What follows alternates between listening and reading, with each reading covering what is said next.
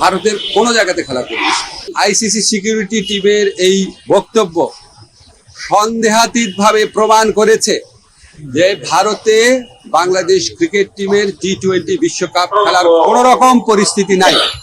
ক্রিকেটের ক্ষেত্রে আমাদের কোনো ডেভেলপমেন্ট নাই। আমরা 2টা চিঠি দিয়েছি। চিঠি দেওয়ার পর আমরা আইসিসির যে উত্তর সেটার প্রত্যাশা করছি। এর মধ্যে একটা জিনিস ঘটেছে আপনাদের আমার জানানোর প্রয়োজন, সেটা হচ্ছে আইসিসির যে সিকিউরিটি টিম আছে, সিকিউরিটি দায়িত্বে যারা আছে, তারা একটা চিঠি দিয়েছে। সেই চিঠিতে বলা হয়েছে 3টা জিনিস হলে বাংলাদেশ টিমের নিরাপত্তা আশঙ্কা বাড়বে। একটা হচ্ছে বাংলাদেশ টিমে যদি মুস্তাফিজ অন্তর্ভুক্ত হয়, 2 হচ্ছে বাংলাদেশ যে দলের যে সমর্থকরা আছে ওনারা যদি বাংলাদেশের জাতীয় যে জার্সি আছে, আমাদের ন্যাশনাল জার্সি আছে, এটা পরে যদি ঘোরাফেরা করে। আর 3rd হচ্ছে ইলেকশন যত এগিয়ে আসবে তত নাকি বাংলাদেশ দলের নিরাপত্তা আশঙ্কা বৃদ্ধি পাবে।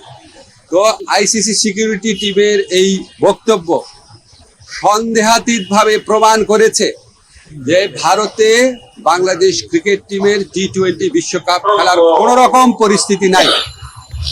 আইসিসি যদি আশা করে আমরা আমাদের শ্রেষ্ঠ বোলারকে বাদ দিয়ে আমরা ক্রিকেট টিম করব, আমাদের যারা সমর্থক আছে তারা বাংলাদেশের জার্সি পরতে পারবে না, আর আমরা ক্রিকেট খেলার জন্য বাংলাদেশের নির্বাচন পিছিয়ে দিব, এর চেয়ে উদ্ভট, অবাস্তব, অযৌক্তিক কোনো প্রত্যাশা হতে পারে না।